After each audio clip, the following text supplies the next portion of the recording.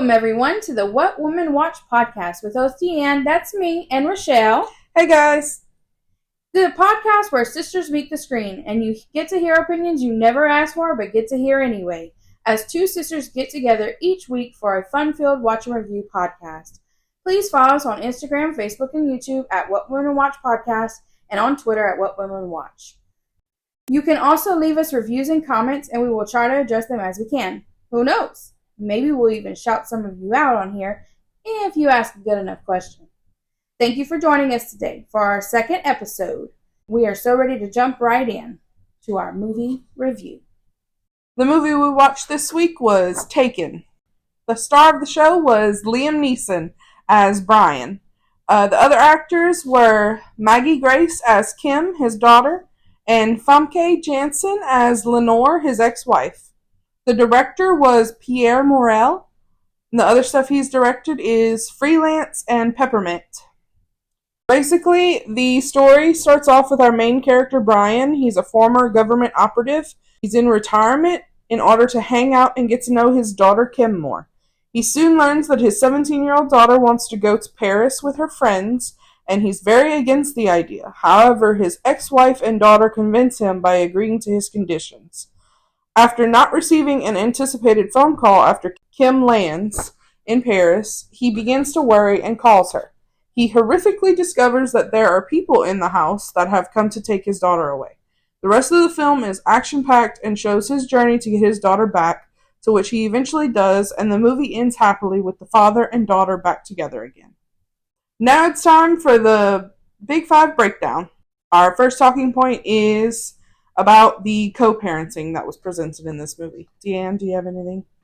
Yes. So, co-parenting was shown at the beginning of the movie where you can obviously tell that the ex-wife does not get along with the ex-husband. That's very apparent. And it affects the daughter in a lot of ways because she is trying to become a singer, but then also wants to go to Paris, and there's all these things she wants to do, and her mom's very like, go, go, go, and her dad's very like, the world's dangerous, and they don't talk about that. Like, the two parents don't talk about it. They act like he's parenting, she's parenting, but they're not parenting together.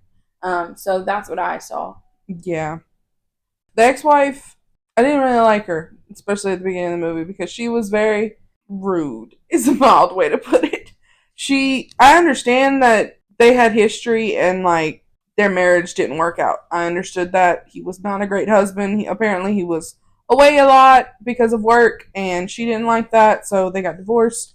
But the part that really bothered me was when they were asking the dad's permission, because they had to get the dad's permission to go abroad because he still had parental rights and he had to give his say-so for her to leave the country. So when they were asking him about that, they lied to him. They told him that it was just to go look at museums and stuff, but really she was going to follow a band around the country. Right. And the daughter didn't really want to lie, but the mom basically told her, if you don't lie to your dad, he's going to say no. That's not getting real consent then for him to say yes, you can go to this country, because he wouldn't have said yes, because that's way more dangerous. It also really confuses me whenever situations come up like that in not just movies but in like regular households, because whenever you marry somebody, you're supposed to, like, you know what they want to become. You usually know their job they're pursuing. So it confuses me whenever people break up or get divorced for the reason of, like, I didn't like your job, because before you get married, you should know what that entails. And before you have a kid with someone, you should probably know what that entails. Sometimes circumstance happened, but for the sake of this movie, it didn't look like just it happened. It looked like they had dated, they knew each other. There was a very deep hatred that this woman had for him. So, like, there had to have been some very deep love at some point. Yeah. Because love turns into hatred, and, like, passion turns into passion. Yeah. Either way. So, with all of that, it was kind of confusing. And it like I said, in life it's confusing, because if you knew that he had this big job that, like, was dangerous and It took him away a lot. Yeah, it took him away a lot, and then you had a kid with him, and then you're like, oh, you're gone too long.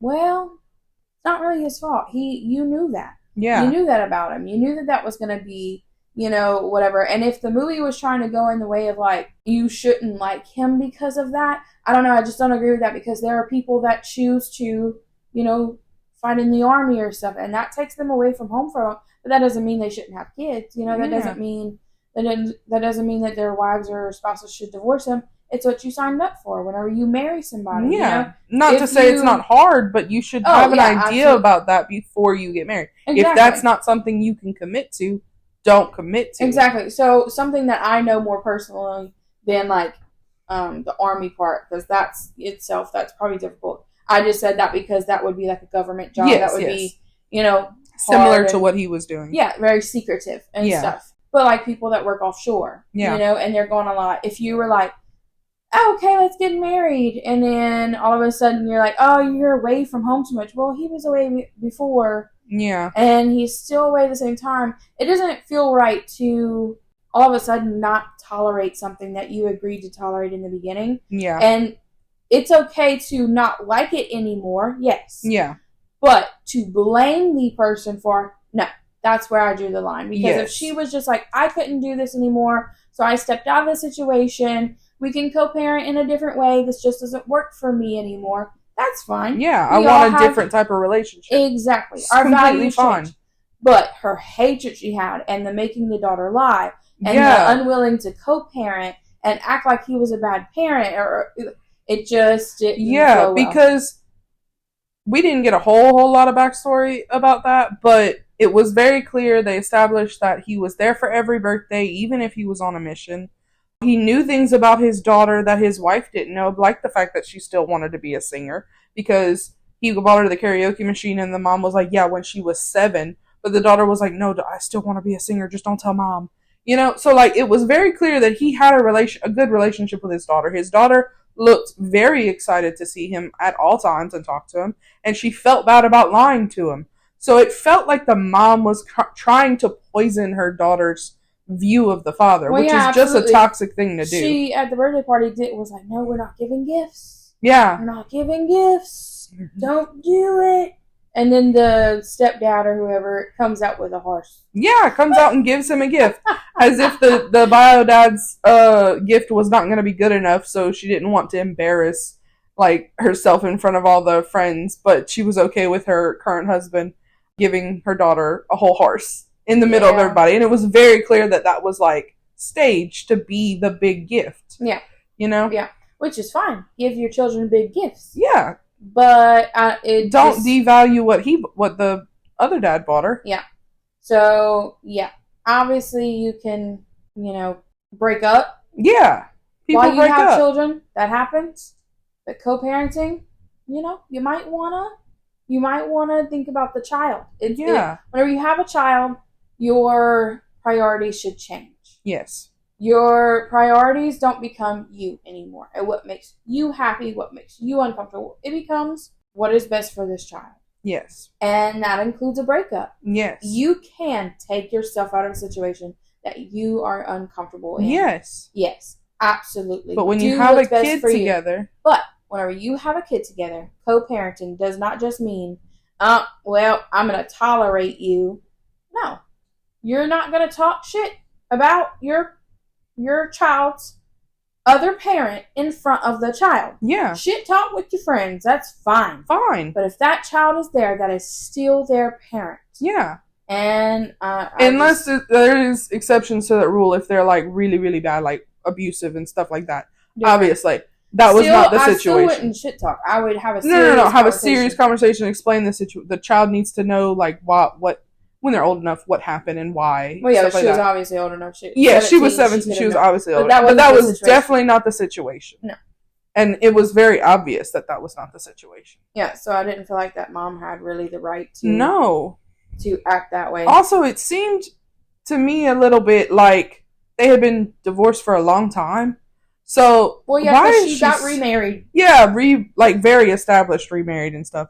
Why was she still so angry with him? That's what I'm saying. I feel like there was a deeper love there. Yeah. She obviously had to have loved him at one point and was like, I can't handle this anymore, and kind of to break it to a point, she had to be like, I just hate you. Yeah, and make it all his fault. You disgust me. It's your fault. Our family fell apart. Well, in reality, it kind of didn't look like that was the situation. Yeah. But, you know. Yeah. I just feel like they could have done it better.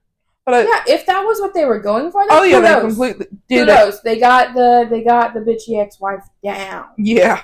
Because that's kind of what she seemed. Yeah. Except for the part where then he goes over to the house and he's like, "Hey, our daughter's been taken," and she's like, "Oh, save her. Bring her back to us." Which, yeah, obviously she's sad, but like that's the first time she's ever been nice to him because she knows he can do it. Yes, she needs him for something. And she's like, "Oh, please do this," and I'm like, that's a little outdated way to look at. Yeah. Look at a relationship like that. I was like. It just seemed like that's what they were going for, and I was like, I don't know. Yeah. Wasn't my favorite way to portray at co-parenting. No. Okay, so our second talking point is the dreaded phone call, and mixed with that, we're going to go with parental instinct, because this movie has a lot of it. If you've seen the movie, you know the phone call I'm talking about. It's the one where she gets to the... I guess it was an apartment. I'm not quite sure. They weren't clear on where they were staying. But it's supposed to be her friend's cousin's apartment that they're going to be staying at. And the friend lied to her. The cousins were not there. It was just going to be the two girls. And the dad calls, and while they're on the phone together, men show up to the apartment to kidnap the two girls. He's on the phone with her as she gets dragged out and screams, and it's horrible. It just proves all of his instincts right of why he did not want her to go by herself and why he wanted somebody to be there to protect them or just to watch out for them, Yeah, it goes back to the co-parenting. You touch on it just a little bit more because if they would have co-parented better, they could have came up with a better plan of like, okay, our daughter's going to Paris. Mm-hmm. We're going to let her go. She's 17. She's got this. But these are our rules. Yeah. If something happens that these rules are broken, this is what will happen. Yeah. Or this is what we're going to do to prevent this. They could have sat down, came up with a plan, and it probably would have went a lot better rather than, going with a friend that lied as well. Lying was a lot of the issue here. If people wouldn't have lied and cut truths, this situation kind of looks like, I'm not saying it wouldn't happen because it happens in the real world. Yeah.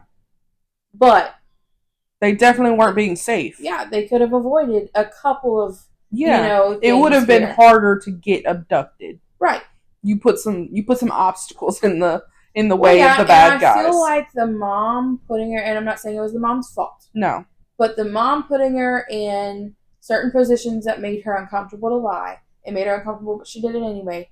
It kind of transitioned to her friend Amanda doing things that made her uncomfortable and her going along with it because, okay, I don't really know how to say no. Well, yeah, because you just stretch the truth a little. That's the same thing about what I did, and I did it for a good reason, so maybe you did it for a good reason. Yeah, it starts making you think like, oh, it's okay that... Yeah. But then they definitely should have had a talk about safety before they got there because... They immediately got into a cab with a man, and the wrong man because he ended up selling them to the I don't know what you would call the traffickers, whatever, the people that abducted them. Yeah. Going back to the phone call, it sounded horrific because okay, so the first time I watched this movie, I was young, probably 11, 12ish, too young to watch the movie. Yeah, but I did. But I watched it again, and at the time whenever I watched it, the point of that was I didn't have kids. I was watching it through the eyes of this girl. Yeah, the girl. And the daughter. And I was like, oh no, that's so scary. If I go somewhere, I should be careful because, my parents may be right. Because, I started thinking of, as being a daughter oh, this is why parents worry. So it was an eye opener, and I'm a pretty cautious person. But watching this as a parent was a lot different because I watched it first and foremost as, I could see it through the dad's eyes being on the phone with the panic of, oh my God, this is my daughter. Okay, stay calm. Because if I don't stay calm, they will panic. She will panic. And that is a very real thing with your child. Your child could come in with something that you know is emergent, but you are going to try to keep your composure because if you freak out, your child is going to freak out.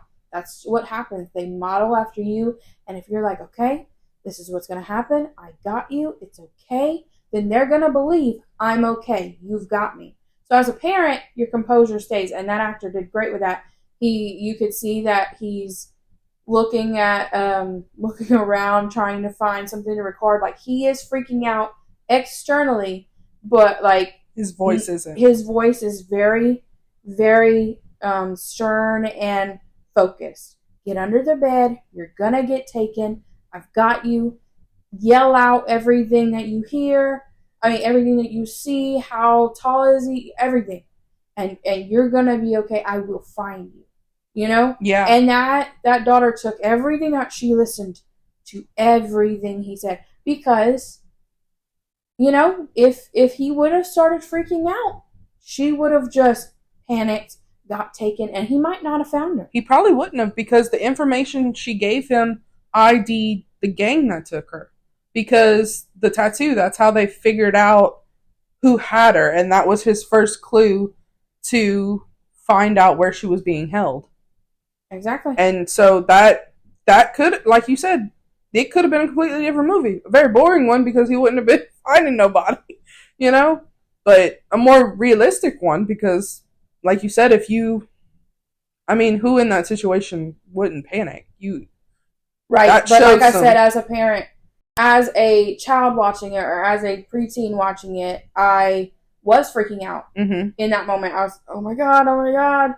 She's getting taken and it's scary. And as a parent watching it, I was still and I was focused. And I was quiet because that's what you do as a parent. Because it's almost like as a parent watching it, I want it to calm her down. Yeah. I want it to be like, maybe it's going to be okay. Walk her through it. Walk her through it. And it just shows the mind shift. Yeah, it really does. Watching it, whenever you're watching it through the eyes of just being a young woman and then watching it through the eyes of a parent.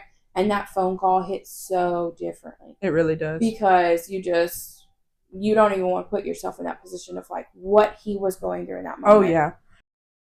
So, our third talking point. We wanted to talk about how great of acting Liam did. And not his acting, but also whoever wrote what he does. Because in some action movies, the main character barrels through for a week straight, no sleep, no food, never looks tired, and that is not how they portrayed this one. He, in very specific situations, he had, I think, 4 days to find her is what they kind of gave her the time frame. Yeah, like 90-something hours. Yeah, something like that. And in very specific situations, when there was a little bit of downtime, you could see him taking a breath and being exhausted like you would be, bone tired, and in certain situations when he got hurt, he would, he favored that while you could see it. It wasn't unrealistic. Yeah, so. I definitely took note of it because obviously I knew we were doing the podcast. So I was like, okay, this is good acting. This is spot on. Because he has points. He's in this hotel room at one point, and it's very, very small. If you're not looking for it, you probably won't notice it. But he hasn't slept, hasn't changed, hasn't anything, and he rubs his eye as if to be tired. And I immediately was like, brilliant! I love because you can't go to sleep because as a parent, you're not sleeping until you find her. But just the rubbing of the eye, being like, "Ooh, I'm kind of tired. I'm feeling it. That was great. That was good. It just brought more realistic. It did. Yeah. also, he got hurt, like you said, and he limped. Yeah. You know, he got shot or something happened. He got hurt, and he limped for a good, like, another half of the scene or so, which is still more than other shows will give you. Yeah. And then also, he took a break. He was running after this boat. Yeah. And he runs, and he's looking for the boat. He sees the boat, and instead of just taking off again, he takes a breath. You know, like he's tired. He's catching his breath. That was gorgeous to watch. Because, yes, obviously he's going to run after the boat. But just that little breath of like, kind of tired, but okay, I'm going to get her. She's right there. It was glorious to see because, like you said, some action movies, they don't even look tired. They don't look run down at all. You know, the only thing you can tell is like their clothes will be a little messed up. You know, barely. But their hair never flattened. Never. Or wet for very long. Like they could jump in water, and the next scene it's like dry. Did you take a shower? Like they look freshly blow dried. Yeah. So they did really good. Oh, he did really good, and whoever acted it and directed it and maybe pointed him in that direction. I don't know if he's just that good. Yeah. He could be. I don't know. I don't know. I don't know him. But maybe the director gave him pointers like, hey, he would be tired here. Take a breath. Yeah. You know? Whoever did it, whoever's idea it was to film it that way. Yeah. And to get it that way in the shot and to make the movie, that was brilliant. That was good. Yeah. Also, a lot of the fight scenes. Yes. It wasn't pow pow, all the glory of an action movie that's just a bunch of, there was car chase scenes and they had all of it, but there was also a lot of he punched them and he actually came in contact and fought them. Yeah, because a lot of action movies get stuck in this thing where the two characters, the bad guy, the good guy, they each have a gun and they shoot for the whole scene. And never reload. Never reload. They never run out of bullets. They shoot with their whole body out of cover, never get hit until it's dramatic. And they didn't do that here. The bad guys obviously had guns because they're bad guys. But he, first of all, is coming from a different country. He wouldn't have been able to take a gun across seas. So it wouldn't have made sense for him to start with a gun. And the only guns he comes in contact with is if he knocks the person out and takes their gun and shoots one time or two times because that's about how many bullets that's left in that gun, and then he drops it and continues beating up the people. He never relied on a gun, which I thought was really, really nice because too many action movies nowadays is just pow pow, pow pow, pow pow, nobody gets hit. And for what? There's no okay, so I enjoy a good choreography. Yes. I enjoy a good, a fight scene. Yes. I want to see, I'm not big into violence. No, yeah. At all. But if I am going to watch an action movie, I don't want to just see, them across the room never coming in contact. I like a fight, a struggle. Yeah. Something like that. And so I really enjoyed it because whenever he was fighting, it also to me looks more angry. Yeah. I like the choice of it because it looked more angry. And personal. This dad wasn't here just to shoot you and make it easy. It was, I wanna punch a wall. I wanna scream at you. I wanna get in your face. I wanna grab you by the shirt and be like, what? Who gave you the right to touch my daughter? And that, I think, whoever decided to do that in the movie was brilliant. It just makes more sense. It made it more personal. It made it more, I'm angry. I'm here not just for vengeance. I'm here for her. I told you over the phone if you would just left her alone, I would leave you alone. And you couldn't do it. You had to take her. And it made it so much more personal, so much more angry looking to me. Yeah. I thought that it was like a real parent. Because not every parent, I mean, he could have had the excuse of having a bunch of weapons. But not every parent carries around a bunch of weapons. You know what I mean? So, it makes more sense to just be like, I'm just going to go beat up the world till I find her. Yep. Yep. And it is going to be what it is, and someone's going to give me my daughter back. Someone, yeah. You know? They even say in the movie, he's got the guy who sold her at the very end. And the guy is on the ground after he punches him. And he says, dude, I'm sorry. I know it wasn't personal. And Liam, or Brian, has, in the rare instance, has a gun in his hand at this point. And he's like, it was personal to me, and shoots him, a bunch of times. Because it's not fucking business. No. Trafficking humans is not business. That is a horrible, horrendous thing to do. And obviously that was somebody's, daughter. And also she's a person who did not consent to this. Like, that's horrible. You're violating so many things. It's not business. For our fourth talking point, we wanted to talk about the struggle as a parent between letting go and holding on to a 17-year-old child. Yes. That one's a hard one. It's hard because whenever your child's getting older, everybody knows it's inevitable. Yeah. They get older, they get more independent, they get stronger in themselves, they get wiser, and it's all fun and exciting to watch. It is. But there's also this such, gut-wrenching fear as a parent to be like, did I teach them enough? Yep. Are they going to listen to what I taught them?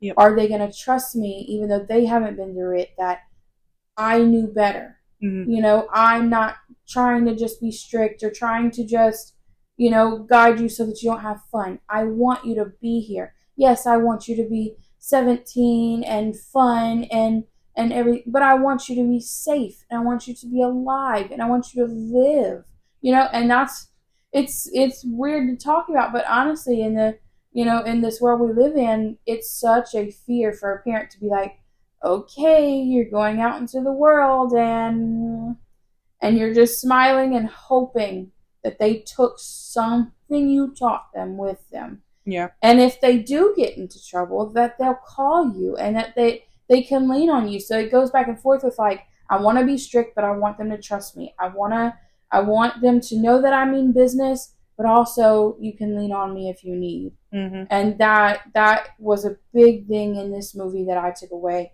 is just watching the struggle that he goes through at the beginning of, okay, yeah, she's 16. I should maybe it's my own fears. I don't want to let my own fears go into her and make her anxious about the world. I want her to live. But then again, should he have just said no? Yeah, put her foot down. You're 17. I honestly, I'm going to say, I thought it was fair. Just say, okay, you can go to Paris. I'm going to go too. I'll book the room next to you. Yeah. No big deal. You and your friend can do what you want. Come and go as you want. I want to make sure you come home at night. Yeah, I just want to be in the same country if something happens. Exactly. And I don't think that's a big deal. No. If she was maybe 25, 30-ish, that's a little, I wouldn't even say weird. Like, you can maybe even ask. I'd be like, hey, you going to, that'd be cool. Can I come? Yeah.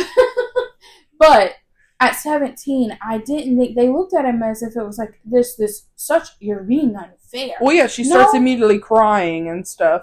Which is normal for that response, but the ex-wife, I feel like, should have backed him up and said, oh, okay. Yes. And I think the only reason she didn't back him up, well, first off, she just seemed like she didn't fucking care. But also, I think the reason she didn't back him up is because they were lying to him. That is not what she was going to do. So if he'd have went, he'd have known immediately that they were lying, which is stupid. If they'd have just been honest, they could have worked it out. I don't think he'd have had a problem with following the band around if he could have went there. Yeah. With her. You know what I mean? And why can't I go? Exactly. What can you do without me there that you can't do with me there? Yeah. Because that would have been kind of a red flag for me. Yes. Because, okay, well, why are you so hesitant on letting me go? Yeah, exactly. Is there something I don't know about? Is there I don't know. I'm too questioning as a parent. Yeah. I think I would take a step back, and I don't know. I don't have a kid that age, but no. I definitely think that the parenting could have been done a lot differently. And also, I mean, if you're struggling with Do I let them go? Do I not? Maybe don't. Maybe don't. Because as long as they're under your care, you can be mad at me, but you're here. Yeah. And maybe you need to, if you're going to just start crying at the table, which crying isn't bad, but if you're going to start, that drastic. The level that she was crying was a little, she's 17, she is still a child, but it was a little immature for her age. Yeah, and if you're going to be immature about it and not be able to take my no as an answer, yeah, well, then maybe you're not mature enough to go. To a whole nother country. To a whole nother country. You're not just asking to go down the road. You're not even asking to leave the state. You're asking to leave the country. Yeah. And you think that I'm being unfair because I want to be in the next room? He didn't even say, I want to be with you in the same room as you. And go to all the museums. Go to all the museums. And you have to be home by this certain time. He said, you won't notice I'm there. I'll be, I just want to look out for you. And it was like this big deal. And I'm sorry. I just thought, no, that sounds like a good idea. It wouldn't have worked for the movie because they were lying and they needed her to get taken. That's the name of the movie. Yeah, I'm talking about in real life. Yes, in real life. In real actuality, yes, you're 17. That's good and glorious, and I want you to have fun. But you are still my child, and I want you to be safe. And I don't think that makes me the bad guy. No, and also the movie really felt like this was her first time leaving the country. So this is not even a situation she's done before. Like if they'd established like she's been to Paris 16 times because her stepdad's rich and they go all the time for the summer, that had kind of been a different story because she knows the area, she's been there, she knows the customs, stuff like that. That is not what it sounded like. It sounded like this was the first time she's ever left the country and she's going to be fine by herself because her friend's going to be there. And the dad was like, maybe an adult should go with you the first time you go to Paris. And everybody acted like it was the worst idea in the world. That's not unreasonable. A parent should go with you to teach you how to do things. He's obviously traveled the whole globe. He knows how to act in other countries. It's not unreasonable for him to want to teach her that the first time she goes. You know what I mean? Yeah, that comes back to if the ex-wife wouldn't have been so, well, we're going to do it because I want to make you angry. It could have been talked about better and some situations could have been avoided. Yeah. It looked like. Exactly. In this specific situation. Yes. I'm not saying, people that get taken, it's someone's fault. No. I'm saying in this specific movie, in this specific instance, some things could have been avoided if the parenting would have been done a lot more together and not the lying and not the, and us realizing that, yes, she's 17.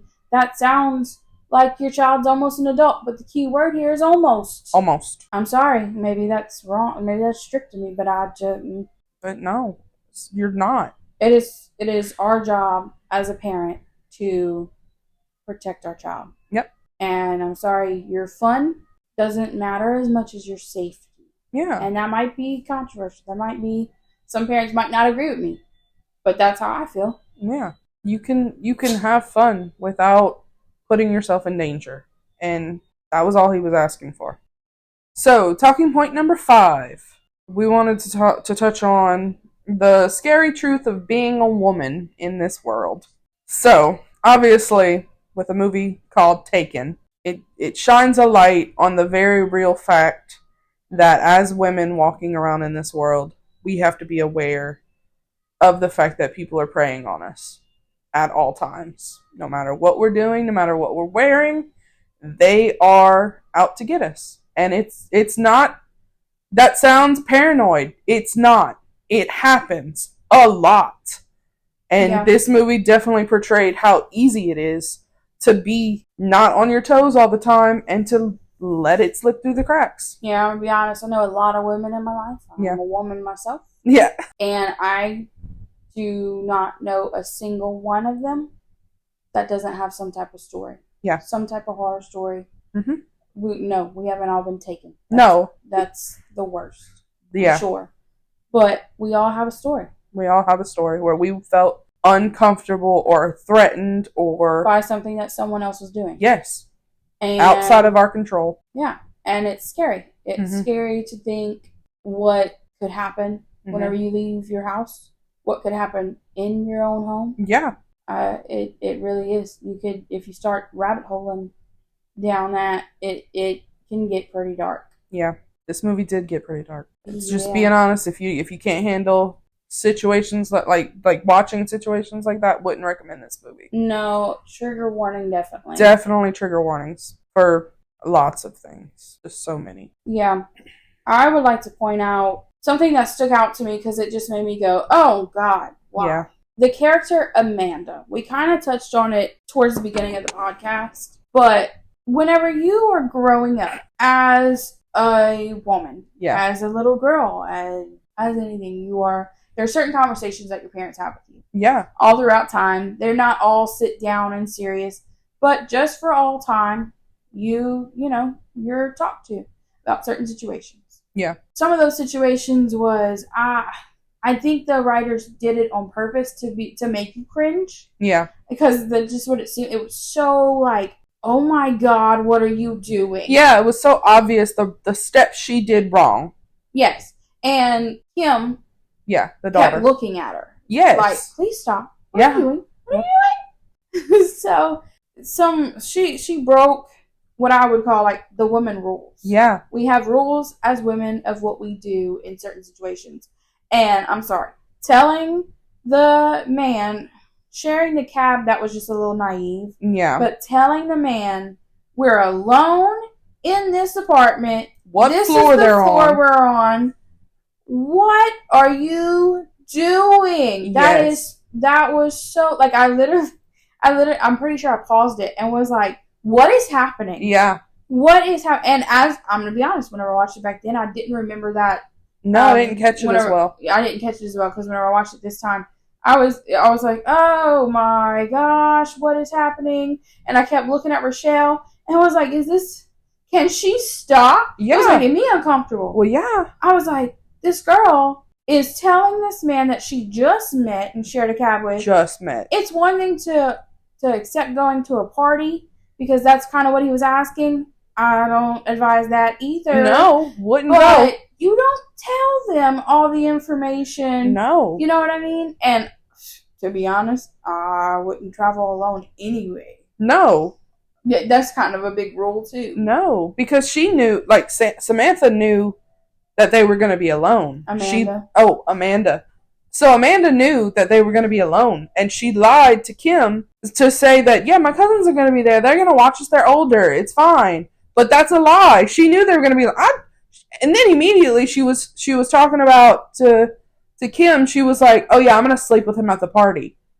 And it's like, you don't know this guy. You're going to go to his house by yourself, like, and just in a different country. And like, I wonder, because you don't see Amanda until they get to Paris. Yeah. I wonder if she was this chaotic whenever they lived, like in America. Whenever they were in America. Because if so, Kim needs to get some better friends. Yeah. Because, honey, why would you trust that? No, yeah. That's not, I'm sorry, just downright, just my opinion, that's not a good friend. No. You lied to me. To get me to Paris. And that is, no, it's not what I signed up for. No. And then you're inviting me, we go into a party now and you're going to leave me alone to go sleep with this man? No. No. I'm out. Yeah. I'm out. Immediately I'd be calling my dad, hey, she lied? There's nobody. Maybe you should book a plane to get here. You can sleep on the couch. How fast can you get here? No, yeah, I absolutely would not have wanted. I would have been so uncomfortable being lied to like that. That was a bit extreme. And I usually don't like to be like, oh, that's a bad friend. Because usually there's a reason you're friends with somebody. Yeah. But Amanda? Girl. You should maybe talk to your friend first. Definitely don't lie to them. Don't lie to them. Don't lie. That's not That's not cool. Not cool. If they'd have conspired to lie to their parents, that's a kid thing. You lie to your parents. It's still not safe. Don't recommend it. But that would have made more sense. But it was very shitty of a friend to lie to your friend to get her that. No. Well, yeah, even if you're like, oh, well, I was doing you a favor. Your parents are strict and I didn't want you to have to lie to them. No. I still should have been consulted. You don't do that. No. So that was a bit dramatic, I'm going Yeah. to say, and I feel like it was just because they really wanted to write and hone in on the, like, this is what women shouldn't do type of thing. But it was a bit dramatic, because I kind of, at some point, like, after her third line of the movie, every time she'd open her mouth, I'd be like, okay, what else? Yeah. Why? Why are we friends with her? Yeah, why are we friends with her? And she was either not taught any of the women rules, or she very adamantly wanted to ignore all of them because she didn't understand why they were there. Okay, but if you're friends with a person like Kim that has a paranoid dad, and Kim didn't look paranoid, but she didn't look out there and like she wanted to do all these things. She looked kind of like, I just want to go in their room and chill out. She just really wanted to hear the band and like go follow them. It didn't look like she wanted to do the party stuff. Because she wanted to be a singer. Yes. It didn't look like they had different vacations in mind, is all I'm going to say. Yeah. Even the part where Amanda was like, I'm going to sleep with him, Kim was like, you just met him. And she was like, yeah, but we might as well have sex while we're in Paris. We're in a different country. It's going to be fun. And Kim's like, I'm a virgin. And she was like, well, you might as well lose it sometime. That's such a personal choice. Leave her alone. She looked like she was the kind of friend that was going to like peer pressure. And I just didn't like that vibe. Yeah, that's what I'm saying. And with the mom acting like she knows everything about her daughter, she should have known that her friend was not to be trusted. Not a very good, trustworthy friend.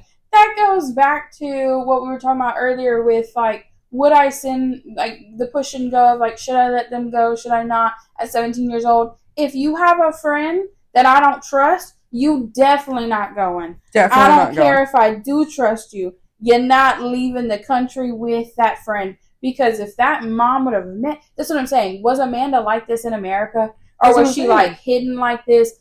I don't know. They don't touch on it in the movie. But I'm kind of curious, because in what world as a parent do you look at these two girls and be like, yep, looks like y'all should go to Paris alone? Yeah. No. That's just with no like resources, because if you watch it, the dad gives the daughter a cell phone so that he can call her. Mm-hmm. Was she just not going to have no way to communicate? Was she going to write a letter to her mom? Be like, hey, I made it. I think maybe they probably had a phone in the apartment. Oh, yeah, probably, but they didn't know the phone, because when the dad was on the phone, he was like, let me have the number to the place you're staying, I'll talk to the cousins, and then that's when it comes out that she doesn't know the number and the cousins aren't there. Yeah. The mom definitely didn't have the number. Like, she had no way to call her daughter. She was just waiting for a call to be able to get that number. I would not have risked that. I want the number. I want the address. Like, but did she even know the address? That goes back to the way we're raised as women. Yeah. I want to know where you're going, the name of the place, how long you're going to be there, how long you're going to be there, and then I need to know every detail. It seemed kind of out of this world that the mom would just be so nonchalant, like, she's going to be fine. I don't know. I don't know many parents that would send their kid to Paris for the first time and just be chilling there. No way to communicate there, and just kind of sitting there.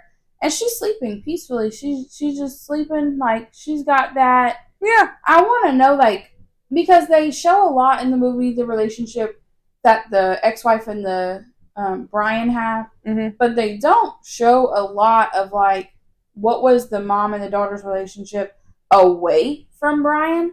And I need to know, because, honey, where's your mother instincts? Where is your mama bear power? Like, I understand we don't all have to be paranoid. Not all moms are. I don't know. It was a little bit unbelievable, though, because she was just, she'll be fine. Yeah, well, I guess it is what it is. This movie was made in, like, 2008.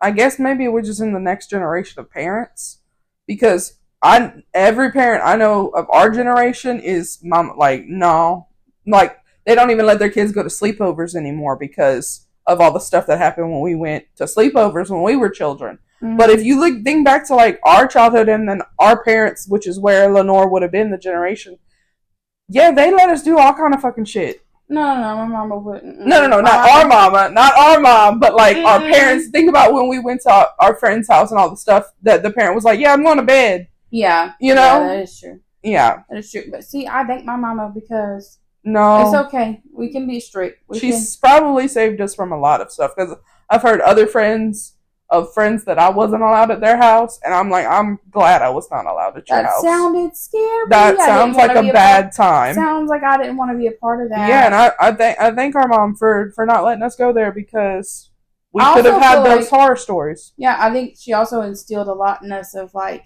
watch your surroundings. Yes. Know where you are. Oh, we got the good talks. Yeah, we got the talks. So she also had a very good head on her shoulder, at least, So yes, our generation definitely is more, I would say, aware of it because of, things that happen. But our parents were still kind of strict with it. But yes, I can see what you're saying. Because at different friends' house, they would just be like, "Don't wake me up," and I was like, "Oh, what if there's an emergency?" Okay, like you better be bleeding. Well. Okay, and as a parent, now watching it, like I said, it was just different. It was different watching it as a parent. Also, being a parent and being a woman is like, okay, now I got to look out for myself, and I'm watching my surroundings for myself and for my child. And it's even like double the amount of like, I don't want to go to the store by myself. No, you always want to travel in pairs. If I'm putting my child in a car seat, or if I'm loading the groceries or something, who's watching my child? And so, no. It's just a scary world we live in. And I would like to point out, I'm not saying it's just scary for women. No.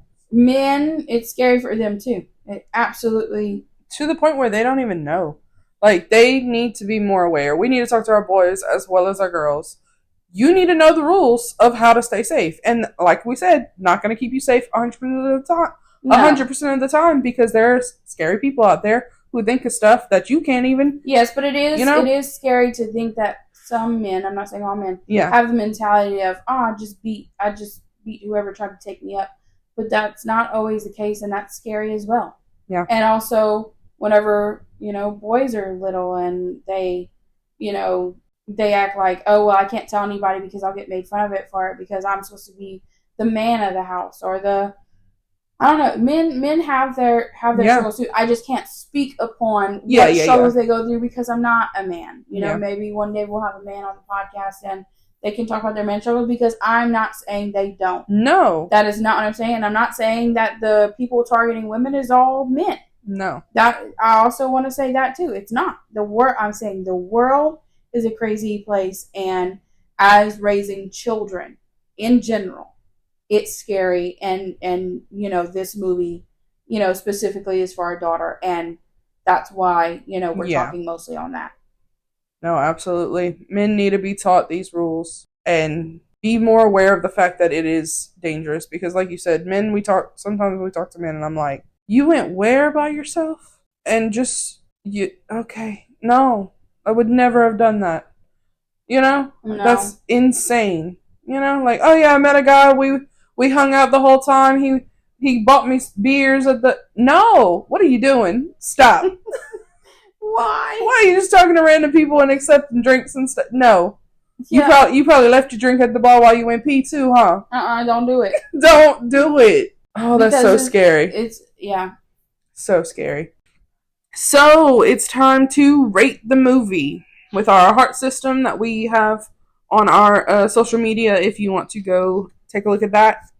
Deanne, what did you rate this movie? I rated this movie 1 heart. I liked it. I did like it. That's why it didn't get a broken heart. I didn't think it was bad, but it just wasn't for me. It wasn't my taste. If you listen to the podcast long enough, you were going to figure out I don't like violence. It's not my cup of tea. You just don't find it entertaining. I don't find it entertaining. I don't think I want to sit down and take my mind off the craziness of the world and sit down and watch people fight. And that's just my opinion. Yeah. So for me, I did give it a heart. It's a good movie. Yeah, they did good. It's not for me though. Yeah. If like me and a group of friends were going to sit down and watch a movie, this isn't the movie. They'd be like, I got a movie to show y'all. Yeah. Exactly. For me, I gave it 3 hearts because in our system that means it had good qualities, and it could have gotten 4 hearts, but 4 hearts is I would recommend it. And if you have certain triggers, I would just not recommend it to everybody because it's just crazy. So it got 3 hearts for me because it was a good movie. It had good qualities. There were things that I was like, no, don't do that. But if they had not did it, the movie wouldn't have happened. They wouldn't, like, I don't know. But you probably could have made it work because it'd have been scarier if they did all the things right and still got taken. Oh, that would have been scary. Right? Because that happens. You can do everything right and still wind up on auction like she was. Yeah. And that would have been scarier. In my opinion, it might have made a better movie, though. Like, because it had been more realistic. So, the question, we usually like to ask a question for either the people in the movie or the people watching the movie. My question was, does he call the police at any point in the end of the movie and, like, tell them where those women are being held and who the bad guys, because he discovers, like, there's dirty cops and all of this stuff. Does he tell the police this? Because then in the movie he just shows back up with his daughter and they all hug and walk off. I need to know if the rest of the women got saved because that's terrifying. Or if he wasn't concerned with that. No, was he just not concerned? Which, focus on your daughter. But I feel like I'd have been like, oh, by the way, these other women help them. Scary. Terrifying. My question is, I would want to ask the girl that played Kim. Yeah. I just want to know, like, how would it fit? How does it feel to play a role like this? A woman being taken this way is different from being in a horror film. Yeah. So it was more challenging to get in that headspace, I feel, for her. Yeah. I feel like that would be more challenging because in a horror film, there is murderers and there's things that happen in horror films that happen. Yeah. But they couldn't really happen in real life. Right. They're kind of out there, dramatic and, whatever. And just having to be horrified and they're taking me and playing a role that real women on a daily go through this, like getting in that headspace must have been hard. I would have needed therapy. Oh, yeah. It's a lot of therapy. So, our question for our listeners. What is the biggest challenging with co-parenting and how could that be fixed? Yeah. So, Deanne, do you have any last remarks? I think just if you have trouble getting into movies with violence, maybe this isn't your movie. No, yeah, definitely not. Yeah, my last remarks would definitely just be the trigger warnings. Mm-hmm. Just for SA, trafficking, drugs, violence. All the things you want to say on a podcast, right? Yeah. Just all the things. All the things that could get us banned. So, thank you everyone who listened this whole time. We would love to hear your thoughts on what we discussed. You can do that on any of our social platforms, which is on Instagram, Facebook, and YouTube at What Women Watch Podcast, and on Twitter at What Women Watch. Also, watch out for any announcements we make regarding what is in next week's episode. We will be doing a lot of different things throughout time, maybe watching some series. I don't know. So our podcast drops each week on Thursday. So we hope you tune in on Spotify for the What Women Watch podcast. Hope you enjoyed the episode. Bye, guys.